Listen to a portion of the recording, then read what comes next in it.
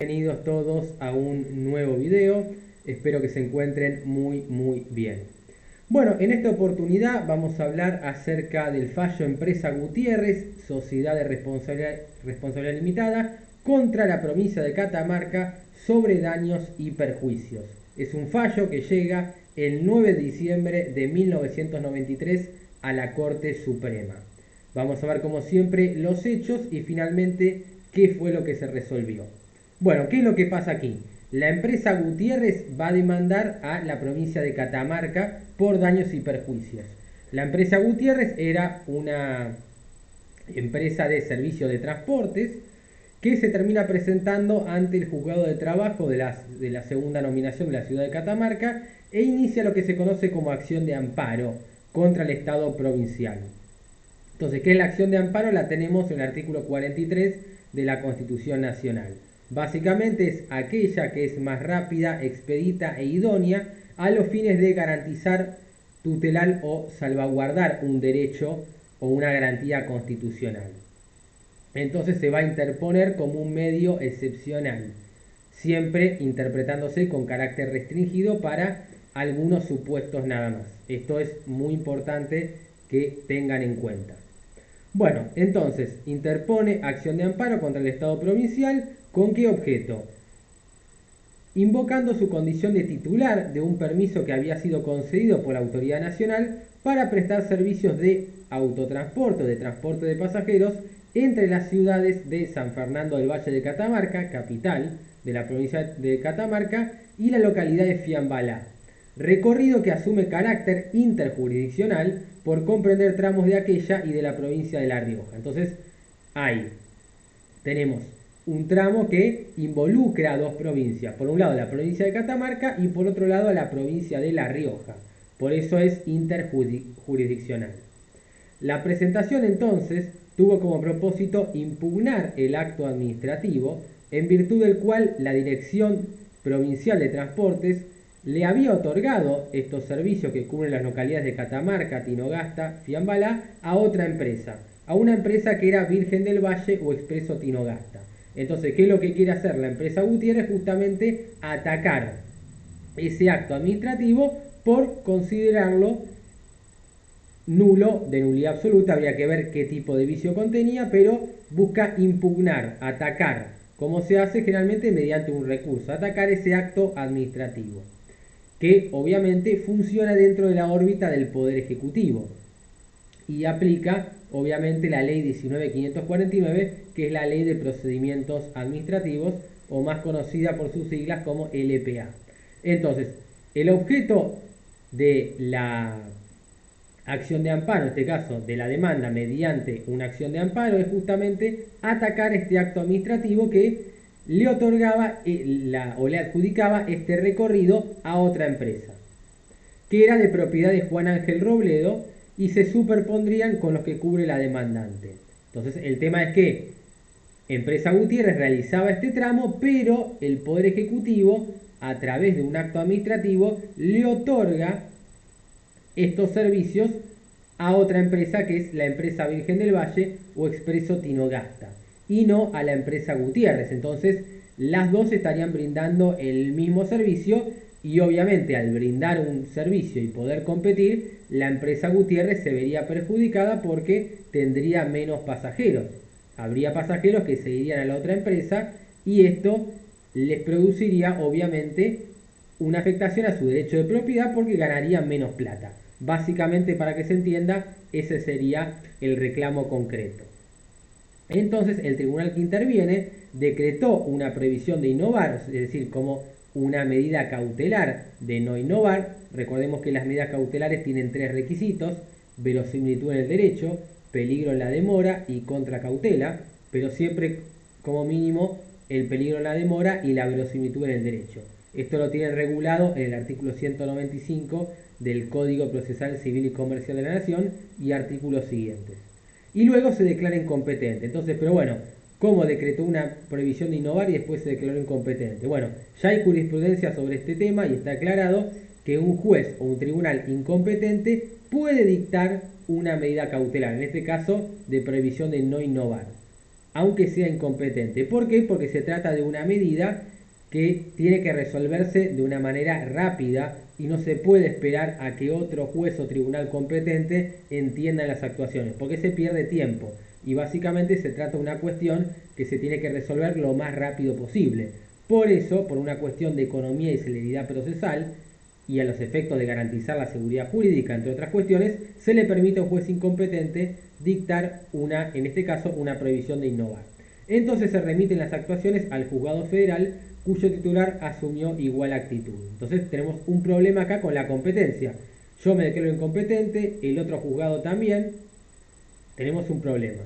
Bueno, una vez que se plantea la cuestión de competencia ante la Corte, esta decide que el caso correspondería a su conocimiento originario. Recordemos que artículos 116 y 117 establecen supuestos en donde la Corte puede entender en forma originaria sin necesidad de que lleguen las causas por una cuestión de apelación. Esto lo vimos bien claro en el fallo Sojo, que les recomiendo que lo vean, pero lo vemos continuamente. Y debía tramitarse según el procedimiento del juicio sumario. Bueno, el juicio sumario no existe más. Recordemos que el juicio sumario es un intermedio entre el ordinario y por supuesto el sumarísimo. El sumarísimo lo que hace es acortar todos los plazos a 3 o 5 días, se utiliza en forma excepcional, se puede pedir en caso de un desalojo, por ejemplo, obviamente lo pediría la parte actora, pero si no, todo tramita por la vía ordinaria. Bueno, entonces la actora presenta el escrito, que es lo que pide la actora, demanda o solicita la inconstitucionalidad de la resolución 160 del 22 de febrero de 1988, que había sido dictada por el director de transporte de la provincia y por supuesto los daños y perjuicios sufridos por su aplicación. Entonces lo que busca la actora, esta empresa actora, es justamente solicitar o pedirle, en este caso a la Corte, que declare inconstitucional esa resolución, porque le trae sucesivos daños y perjuicios. Entonces, ¿cómo argumenta o fundamenta esto? Bueno, dice que la línea adjudicada por la Dirección de Transporte de Catamarca es interjurisdiccional. Entonces, que esa línea adjudicada involucra también a la provincia de La Rioja, no solamente a la provincia de Catamarca. Entonces, ojo, atención con esto, ya que a pesar de unir dos localidades de su territorio, ingresan en la provincia de La Rioja. Es decir, por más que San Fernando del Valle de Catamarca, obviamente, y Fiambalá se encuentren dentro de la provincia de Catamarca, lo cierto es que ingresa en el territorio de La Rioja. Entonces, atención con esto. Por lo que la decisión de ese organismo excedió las atribuciones que le son propias, invadiendo las esferas de las que le competen al Congreso Nacional por aplicación del artículo 67, inciso 12 de la Constitución Nacional y la Ley 12.346. Entonces, ¿por qué se agravia la empresa? Dice, bueno, el Poder Ejecutivo se excedió en sus facultades, se tomó atribuciones que corresponden al Congreso de la Nación, y esto claramente viola el principio de división de poderes, que nosotros tenemos consagrado en los artículos 1, 29 y 109. Particularmente el artículo 29 de la Constitución Nacional le prohíbe al Poder Ejecutivo realizar cualquier tipo de actividad o función que pertenezca a la esfera privativa del Poder Legislativo, bajo el carácter obviamente de considerable insanablemente nulo, y por su redacción termina diciendo que quien consienta esto o lo permita terminará siendo un infame traidor a la patria. Lo cierto es que no se modificó este artículo 29 cuando se introdujeron los decretos de necesidad y urgencia, el 99 inciso 3 y el artículo 76 de la Constitución Nacional, que establece los decretos delegados, que serían una excepción e irían en contra de este artículo 29. Esa autorización obviamente le trajo diversos perjuicios. ¿Por qué? Porque en primer lugar disminuyó el número de pasajeros, no solo por la concurrencia de un nuevo prestatario de servicio, es decir, ahora a partir de ahora iba a tener la competencia, iba a tener que competir contra otro prestador de servicios, sino también porque se prestó de una manera irregular, toda vez que no se cumplían las normas de policía del transporte, favoreciendo así una competencia desleal. Entonces, ¿qué entiende? Que al no cumplir con determinadas normas, lo que se conoce como policía o poder de policía, se termina favoreciendo una competencia que era desleal. Esto está regulado en la ley 22.802, que es la de competencia, justamente la ley 22.802, que es la de lealtad comercial, y justamente castiga la competencia desleal. Luego va a terminar ampliando la demanda y solicita la citación de un tercero. La figura de citación de tercero lo tienen en el artículo 94 y subsiguientes del Código Procesal Civil y Comercial. Bueno, luego va a desarrollar aquí todo lo que el testimonio brindado por este tercero, que era el señor Juan Ángel Robledo, que era titular de la empresa beneficiaria con la autorización. No nos vamos a centrar en esto. Termina después ampliando su demanda a la parte actora y en ese momento termina atacando la resolución 27 del 23 de febrero de 1989, dictada por el director de transporte al referéndum del Poder Ejecutivo Provincial, que autorizaba o permitía la continuidad de la explotación de la línea Palo Blanco-Catamarca por el término de 5 años, manteniendo las restricciones que se encontraban vigentes en ese momento en cuanto al tráfico de pasajeros y, a su vez, no solamente contra esa resolución, sino contra un decreto que era el 638 del año 89 que ratificaba aquella resolución. Entonces reitera asimismo la entidad del perjuicio económico. Básicamente es una afectación al derecho de propiedad, que recordemos que el derecho de propiedad es inviolable, como dice el artículo 17 de la Constitución Nacional.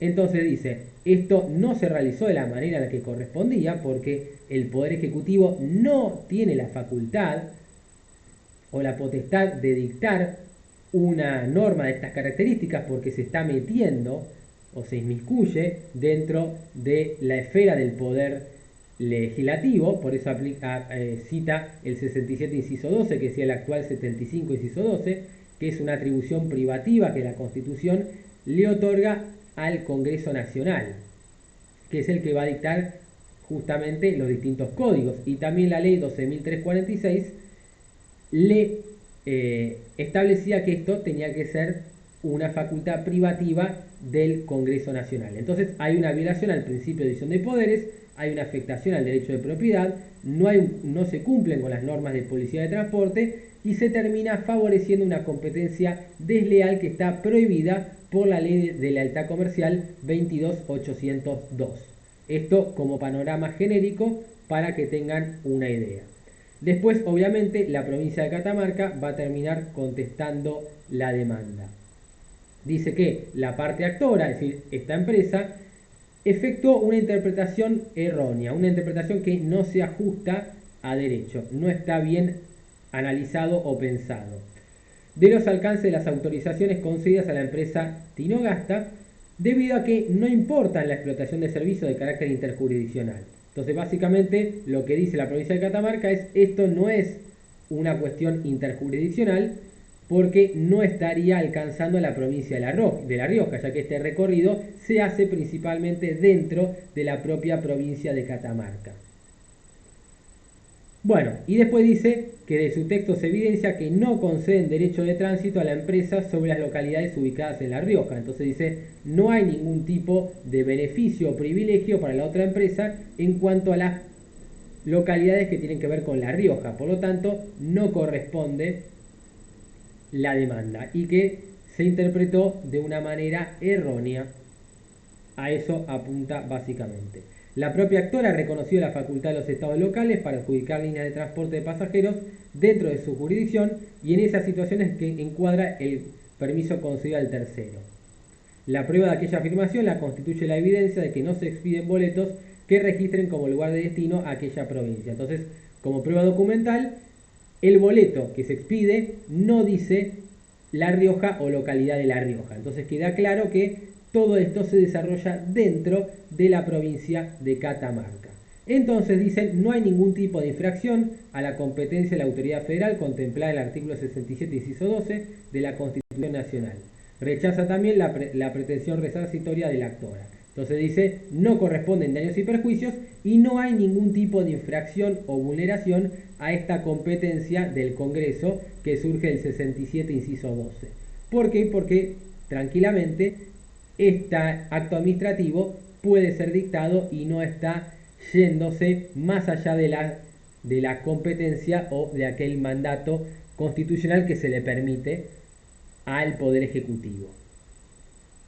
Bueno, este juicio termina siendo de competencia originaria de la Corte Suprema, conforme los artículos 116 y 117 de la Constitución Nacional. A continuación, seguimos con el video.